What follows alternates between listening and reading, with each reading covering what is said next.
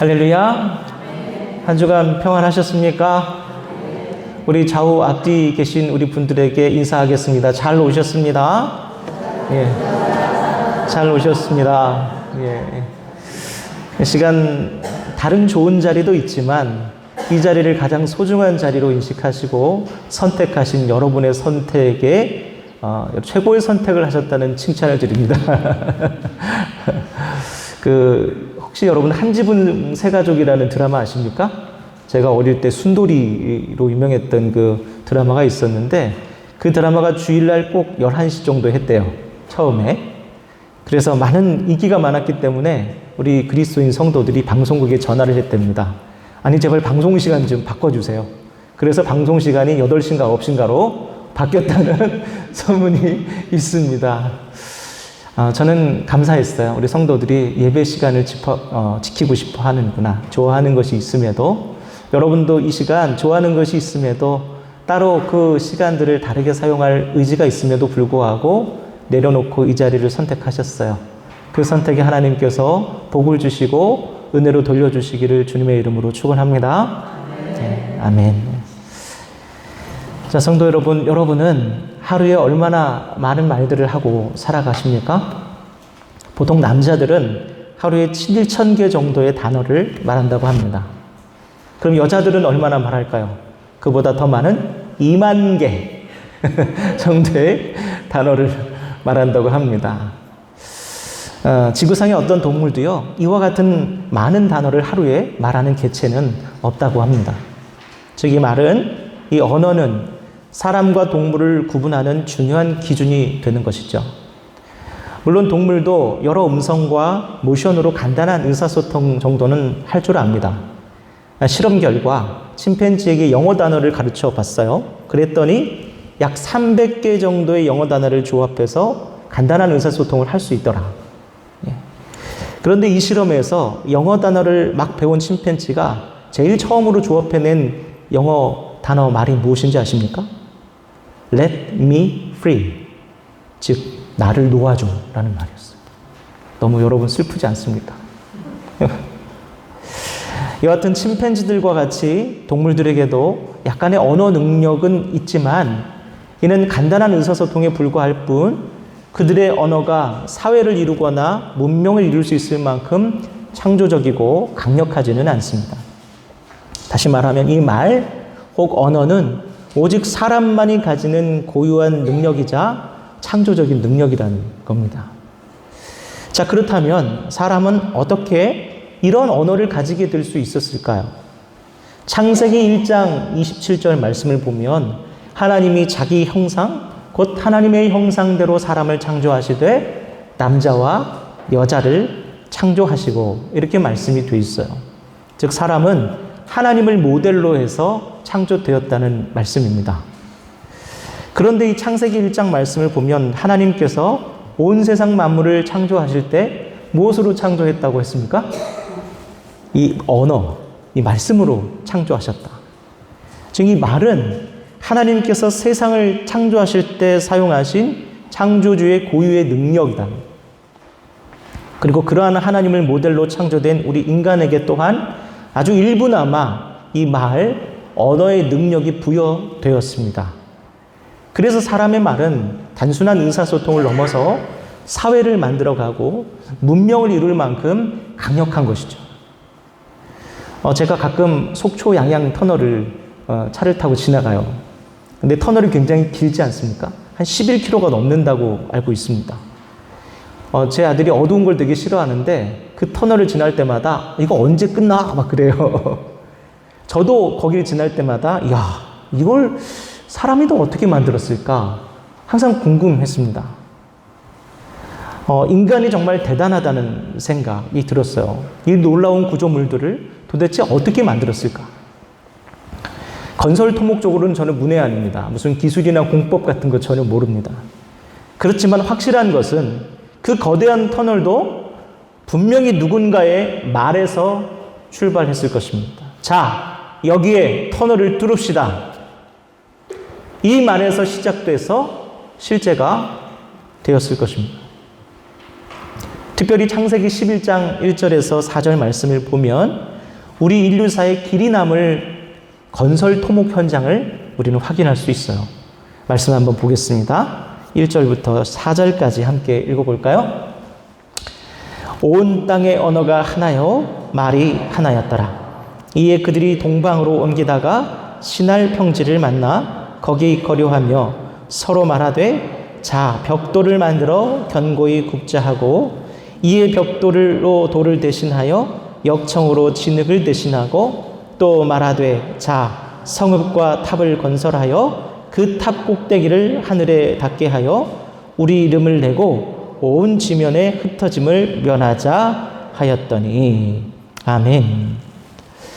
여러분 이 말씀에 나오는 탑이 바벨탑이라고 알려졌어요. 신에게 도전한 건축물. 자세히 보니까 이 공구리를 이때부터 쳤네요. 그죠? 이 바벨탑은 고대 사람들이 자신들의 신을 기르기 위해서 만든 건축물입니다. 그러한 탑들을 지구라트라고 부르거든요. 이 고대 수메르 문명의 지구라트들 중에는 기원전 30세기, 40세기가 넘는 것들의 흔적도 아직 남아 있습니다. 바벨탑은 아마도 인류 최초의 지구라트가 아니었을까 학자들은 추정하고 있어요. 하나님께서 당시 이 땅의 온 인류가 창조주가 아닌 하늘의 일월 성신들을 우상을 기리는 그런 지구라트를 쌓아 올리는 것에 대해서 심판하셨어요. 창조주를 섬기지 않고 일월 성신을 섬깁니다. 그래서 심판을 하시는데 이 심판의 방법이 참 재밌습니다. 이 심판의 방법이 뭡니까, 여러분? 바로 이 말을 안 통하게 만드는 거예요. 여러분, 말이 안 통하면 얼마나 답답한 줄 아십니까? 우리 한국 사회의 부부들이 이혼하는 가장 큰 원인이 바로 이 대화가 안 통하기 때문이라고 합니다. 대화가 안 통하는 것은 고통스러워요. 지난주에 교회 공사가 마무리됐습니다. 밖에 보셨죠? 어떻게 시원하게 잘 된 것 같습니까? 이 공사를 제가 한 일주일 넘게 지켜봤거든요. 네, 일을 할 때 인부들이 서로 간에 소통을 자주 하더라고요. 인부들이 서로 어디를 어떻게 잡으라고 한다든가 또 연장을 뭘 갖다 달라고 한다든가 이 부분을 어떤 방식으로 어떻게 하자라고 끊임없이 이야기하고 소통을 하더라고요. 만약 여러분 그들에게서 이 말을 없애버린다면 이 공사를 어떻게 진행할까 그런 생각이 들었습니다. 때문에 사람에게 이 말, 이 언어는 하나님의 형상에 포함된 창조적인 권능이 많은 것 같습니다. 그리고 하나님의 형상대로 창조된 사람에게 이 말은 절대적인 비중을 차지한다라고 해도 과언이 아닐 것입니다. 자, 오늘은 바로 우리 사람에게 이처럼 중요한 말에 대해서 특별히 야고보 사도의 말씀을 통해서 우리 함께 묵상해 보도록 하겠습니다. 야고보 사도는 예수 그리스도의 구원의 복음 외에도 우리 성도들의 성숙한 신앙생활에도 많은 관심을 보였습니다. 그 중에 특히 이 성도의 말, 언어 생활에 대해서 주목하면서 성도의 삶에서 이 말의 영향력이 얼마나 절대적이고 때때로 돌이킬 수 없는 파괴적인 결말을 주는지를 우리에게 강변하고 있습니다. 또한 야고보는 잘못 사용된 말이 한 개인의 인생뿐만이 아니라 타인과 공동체까지 마치 지옥 같은 고통을 겪게 할 수 있다. 이렇게 경계하고 있어요. 자, 말씀을 이제 살펴보면서 사도 야고보의 말씀을 한번 보겠습니다. 우리 본문 1절에서 3절 말씀 우리 함께 보시겠습니다. 1절로 3절. 내 형제들아 너희는 선생된 우리가 더 큰 심판을 받을 줄 알고 선생이 많이 되지 말라. 우리가 다 실수가 많으니 만일 말에 실수가 없는 자라면 곧 온전한 사람이라. 능히 온 몸도 굴레에 씌우리라. 우리가 말들의 입에 재갈 물리는 것은 우리에게 순종하게 하려고 그 온몸을 제어하는 것이라. 아멘. 자, 흔히들 우리 초기 기독교 당시의 교회를 즉 초대교회라고 부르는 그 공동체가 대단히 이상적인 교회의 모습이라고 우리는 생각을 하고 있습니다. 그러나 실제로는요, 그렇지가 않아요. 사도 바울은 서로 파당을 짓고 죽도록 서로 머리가 터지게 싸우는 고린도 교회 때문에 골머리를 앓았습니다. 그리고 사도 요한은 소아시아 7교회에 보낸 편지인 요한계시록을 통해서 문제없는 교회들이 없다는 것을 우리에게 보여주고 있어요. 야고보 사도는 스데반 순교 이후에 핍박을 받아서 여기저기 흩어진 유대인 그리스도인들을 돌보았습니다. 그런데 이 공동체들 또한 가는 곳마다 문제를 일으켰어요. 그래서 야고보 사도는 앞서 1장을 보면 너희들 믿음과 행위가 일치하지 않는다. 이걸 계속해서 지적을 합니다. 또 2장의 말씀 보면 너희들 외모로 사람을 차별한다. 부자는 대접해주고 가난한 자는 멸시하는 게 그게 성도냐. 또 오늘 3장 말씀에서는 바로 이 부주의한 말들로 인해서 공동체 내에 심각한 상황이 벌어졌다는 것을 우리에게 간접적으로 보여주고 있어요. 여러분, 예나 지금이나 대부분의 교회 내 문제는 항상 이 말에서 시작합니다. 특별히 성숙하지 못하고 충분히 훈련되어지지 못한 말들로 인해서 한참 막 분위기 좋고 막 성장하려고 하는 교회에 찬물을 확 끼얹는 경우가 한두 번이 아니에요. 성도 여러분, 그렇다면 구체적으로 어떤 종류의 말이 그와 같이 문제를 일으키는 부주한 말일까? 혹시 저와 여러분이 그런 말들을 하고 살지는 않을까? 우리 한번 살펴볼 필요가 있는 것 같습니다. 우리 본문 1절의 말씀을 다 같이 한번 읽어볼까요? 본문 1절 읽겠습니다. 내 형제들아, 너희는 선생된 우리가 더 큰 심판을 받을 줄 알고 선생이 많이 되지 말라. 아멘. 이 야고보 사도는요, 당시 교회 공동체 내에 있는 가장 큰 문제가 뭐냐면 바로 선생이 너무 많은 거예요. 즉 누군가를 자꾸 가르치려고 하는 이들이 교회 내에 많은 겁니다. 이줄이라는 분이 쓴 말의 결이라는 책이 있어요. 내용 중에 상대방의 마음을 닫게 만드는 태도 중 하나가 바로 가르치려는 말을 자꾸 하려는 그런 거죠. 성도 여러분, 교회 내에서 가장 가르치는 일에 익숙한 사람이 누구겠습니까? 저예요. 목사예요. 그래서 가장 상처를 많이 주는 사람이 누굴까요? 이 목사예요. 목사에게 상처받아서 교회 안 나오는 분들이 대한민국에 얼마나 많겠습니까?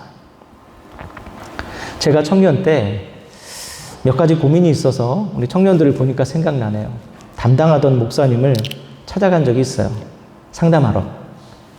정말 어렵게 한마디를 딱 꺼냈어요. 목사님, 저 많이 힘들어. 딱 그런데 딱 자르더라고요.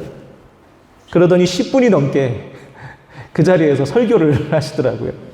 한참 설교를 들었어요. 막 가버릴까? 바쁘다고 할까? 그래도 참았습니다. 그리고 참고 참다가 다시 말을 꺼냈어요. 목사님, 제가 사실 요즘 너무 힘들어요.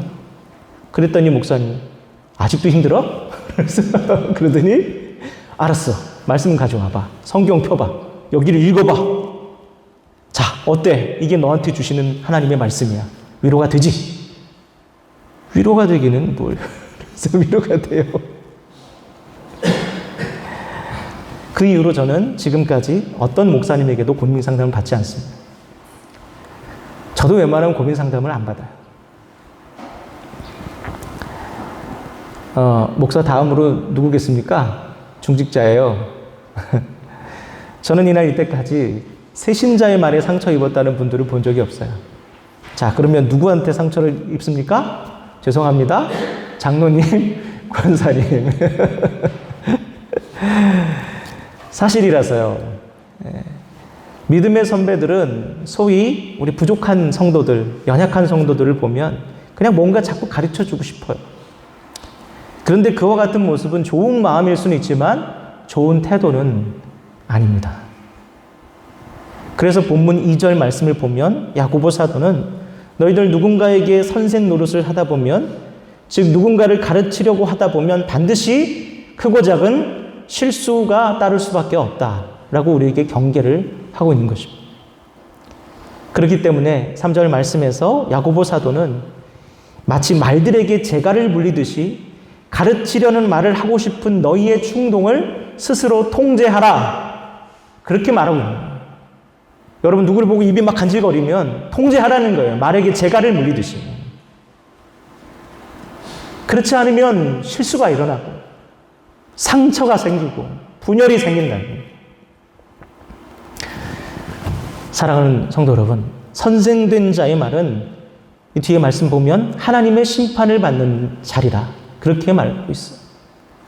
가르치려 하는 태도는 늘 하나님께서 판단하고 계시고 가르칠 자격이 있는지 그 태도가 오만하지 않은지 그 말에 주의 깊은 배려와 사랑이 담겨 있는지 여러분 이를 기억하시고 여러분의 말에 온전함을 더하시는 저와 여러분 되기를 주님의 이름으로 간절히 축원합니다.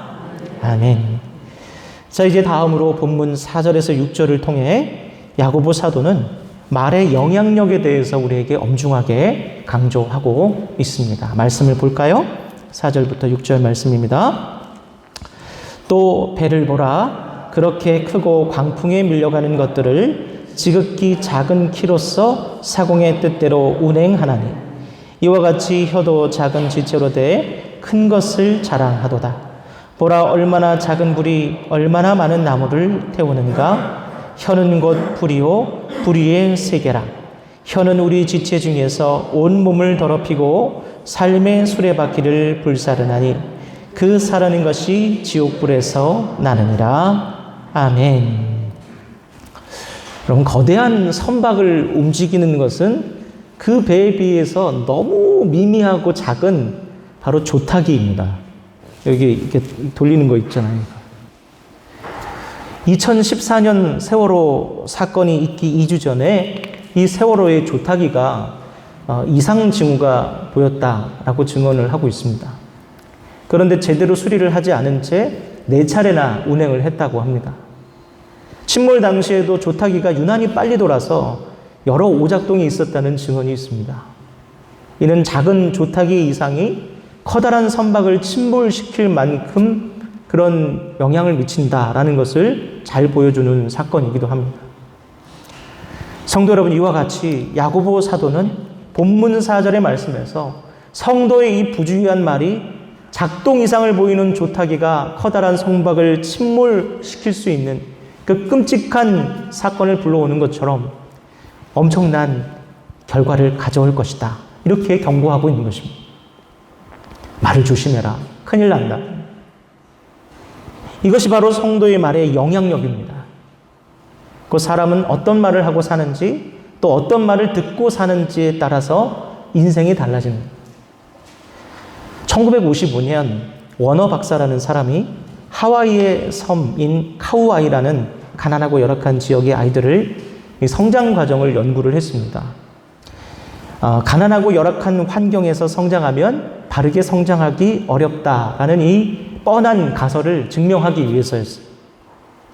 이 가설대로 이 지역의 아이들은 3분의 2 이상이 폭력과 정신질환과 미성년 출산 그리고 범죄 기록 등을 가지고 성장했습니다.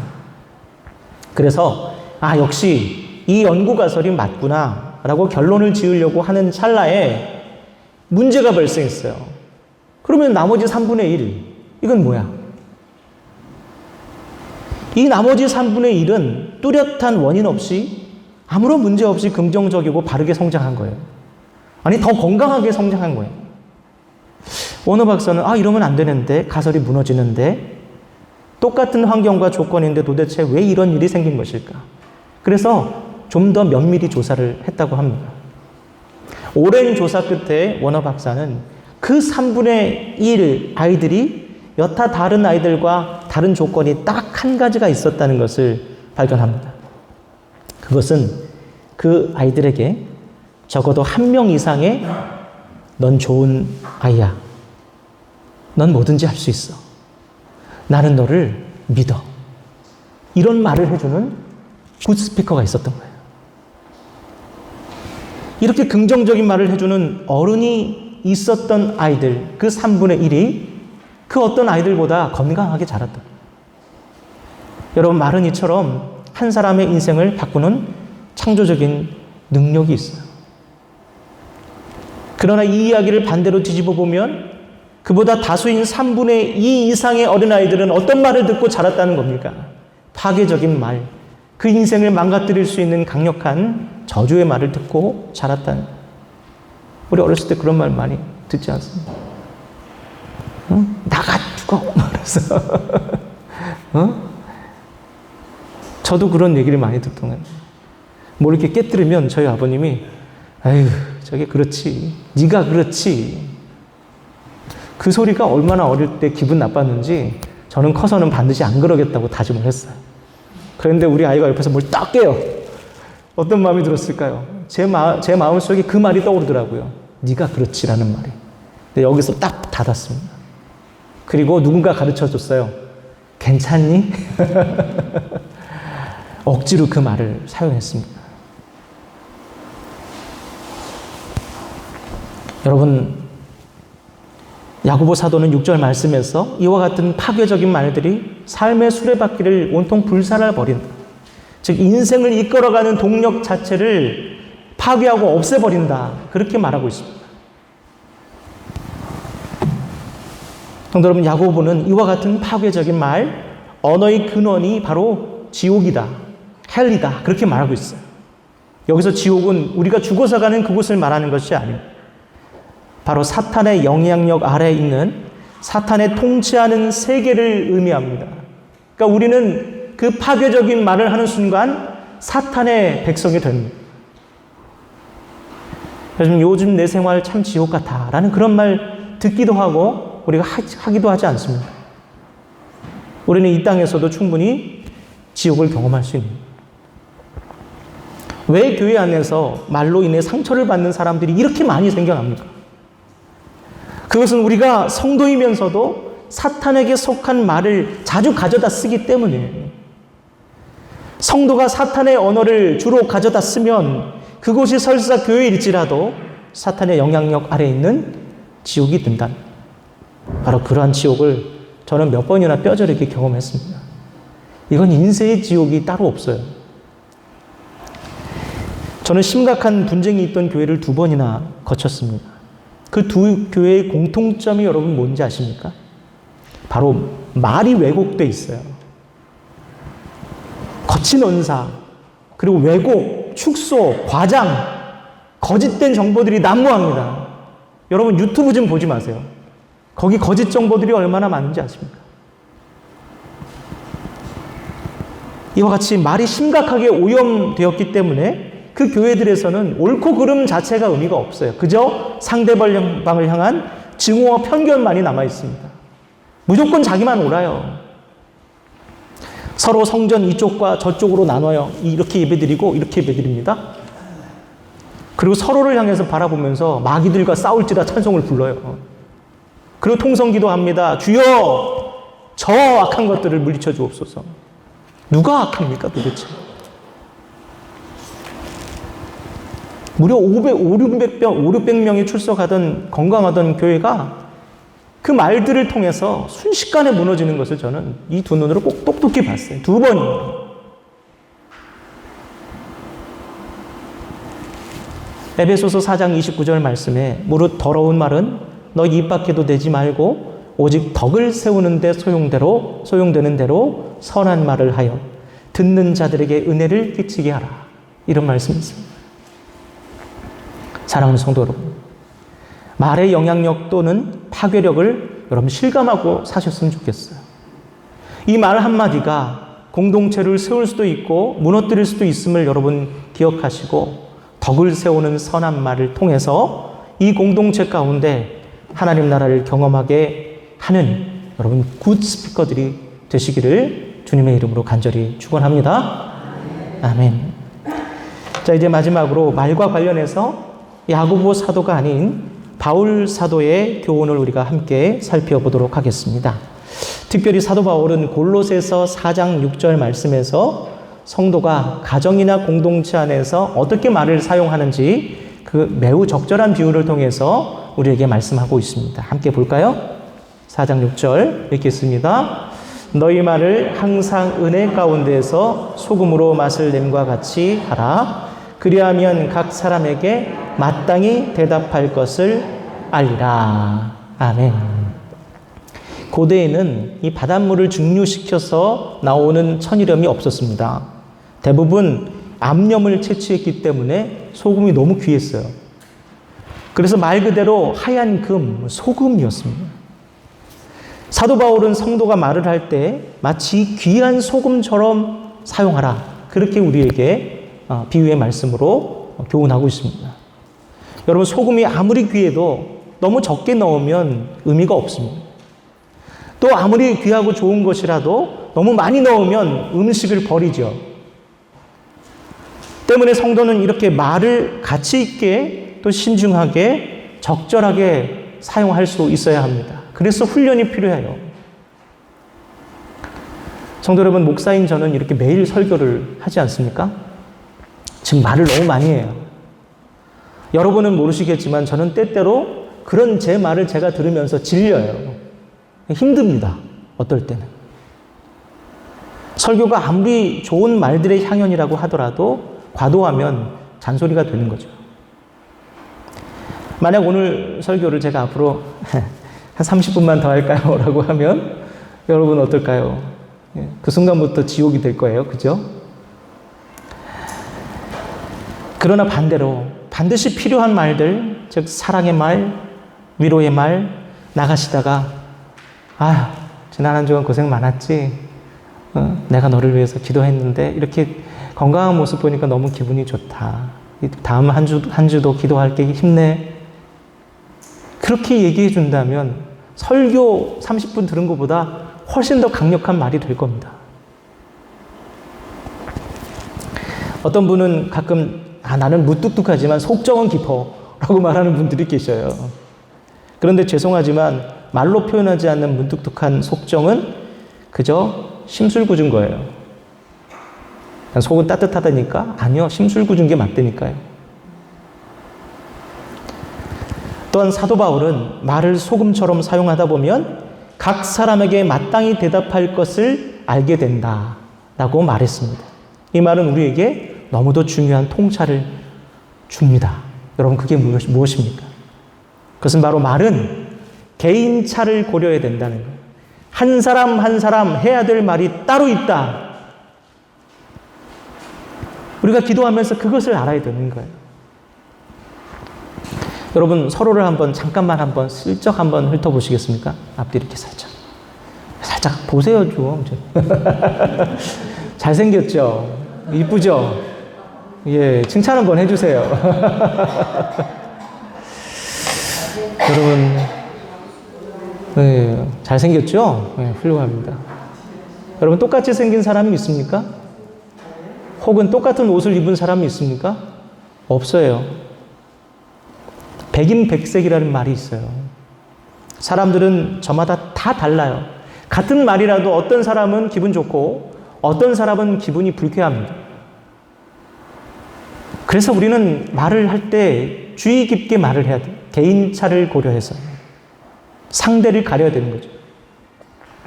이것을 무시하고 그저 내 루틴대로 내 편의대로 말하는 것은 성도로서 사람으로서 게으른 것입니다. 때문에 말에 부주의한 사람은 대부분 관계에 있어서 게으른 사람. 사랑하는 성도 여러분, 그와 같이 말에 있어 상대방을 고려하는데 게으르면 관계에 실패하는 거예요. 왜 나는 자꾸 사람들하고 이렇게 관계에 어려움을 느끼지? 이 말에 있어 게으르기 때문입니다. 성실해야 됩니다. 또 말에 있어 상대방을 고려하는데 성실하면 관계가 풍성해져요. 유독 그 사람 옆에 사람이 많이 달려있죠. 왜 그럴 것 같아요? 말이 풍성해서예요. 여러분, 이를 기억하시고 소금과 같은 말을 통해서 은혜 가운데 풍성한 관계들을 만들어 가시는 복된 저와 여러분 되기를 주님의 이름으로 축원합니다. 자, 이제 말씀을 마무리하면서 제가 가장 좋아하는 시 한 편을 여러분에게 읽어 드리도록 하겠습니다. 이혜인 수녀가 쓴 말을 위한 기도예요. 제가 고등학교 때 제 친구에게 편지를 통해서 이 기도를 처음으로 소개받았습니다. 제가 그때 굉장히 좀 거칠게 살았고 또 가정에서 상처를 많이 받아 이 말이 좀 어려웠던 것 같아요. 그랬던 저에게 사랑하는 마음으로 저에게 이 시를 소개해 줬던 것 같습니다. 지금 생각하면. 그 친구에게 감사하는 마음으로 우리 이 시를 한번 제가 여러분에게 읽어 드리도록 하겠습니다. 제가 이 세상에 태어나 수없이 뿌려놓은 말들의 씨들이 어디서 어떻게 열매를 맺었을까 조용히 헤아려 볼 때가 있습니다. 무심코 뿌린 말의 씨라도 그 어디선가 뿌리를 내렸을지 모른다고 생각하면 왠지 두렵습니다. 덜어는 허공으로 사라지고 덜어는 다른 이의 가슴 속에서 좋은 열매를 또는 언짢은 열매를 맺기도 했을 언어의 나무. 하나의 말을 잘 탄생시키기 위하여 먼저 침묵하는 지혜를 깨치게 하소서. 해프지 않으면서 풍부하고 경박하지 않으면서 유쾌하고 과장하지 않으면서 품위 있는 한마디의 말을 위해 때로는 진통 겪는 어두움의 순간을 이겨내게 하소서. 참으로 아름다운 언어의 집을 짓기 위해 언제나 기도하는 마음으로 돌을 닦는 마음으로 말을 하게 하소서. 언제나 진실하고 언제나 때에 맞고 언제나 책임 있는 말을 갈고 닦게 하소서. 제가 이웃에게 말을 할 때에는 하찮은 농담이라도 함부로 내뱉지 않게 도와주시오. 좀 더 겸허하고 좀 더 인내롭고 좀 더 분별 있는 사랑의 말을 하게 하소서. 내가 어려서부터 말로 저지른 모든 잘못, 특히 사랑을 거스른 비방과 오해의 말들, 경솔한 속단과 편견과 위선의 말들을 주여 용서하소서. 나날이 새로운 마음, 깨어있는 마음, 그리고 감사하는 마음으로 내 언어의 집을 짓게 하시며 해처럼 환히 빛나는 삶을 당신의 은총 속에 이어가게 하소서. 아멘. 사랑하는 성도 여러분, 성도에게 있어서 말은 곧 신앙이며 영성입니다. 성도의 말의 실패는 다른 모든 가능성을 잃어버리게 만듭니다. 관계 회복도, 선교의 사명도, 하나님의 나라도 이 말에서 시작되고 또 말에서 좌절됩니다. 이를 기억하시고 저와 여러분의 말을 거룩하고 진실하고 풍성하게 가꾸어 가시며 아름다운 언어의 집을 짓는 깊은 영성의 소유자로 살아가시는 저와 여러분 되기를 주님의 이름으로 간절히 축원합니다. 네, 기도하겠습니다. 하나님 아버지 감사합니다. 오늘 말을 사용하는 것에 대한 야고보 사도의 말씀을 듣습니다. 우리가 평소에 얼마나 주님께서 주신 이 귀한 말을 부주의하게 사용해 왔는지를 말씀을 통해서 깨닫습니다. 하나님 창조의 말, 또 무언가를 회복시키고 치유하고 이 한 인생을 세울 수 있는 이 귀한 말을 하나님 지혜롭게 사용하여서 하나님 서로에게 좋은 영향력을 미칠 수 있는 굿스피커들이 될 수 있도록 하나님 우리 성도 한 사람 한 사람에게 축복을 허락하여 주시옵소서. 그 말에 재갈을 물리고 하나님 가르치려는 말들을 지향하고 지지하고 격려하고 축복하는 말들을 사용하는 지혜로운 우리 성도들 다 되어서 이 사랑하는 서화중앙교회가 하나님께서 기뻐하시는 천국이 될 수 있도록 주님 인도하여 주시옵소서. 예수님의 이름으로 기도드립니다. 아멘.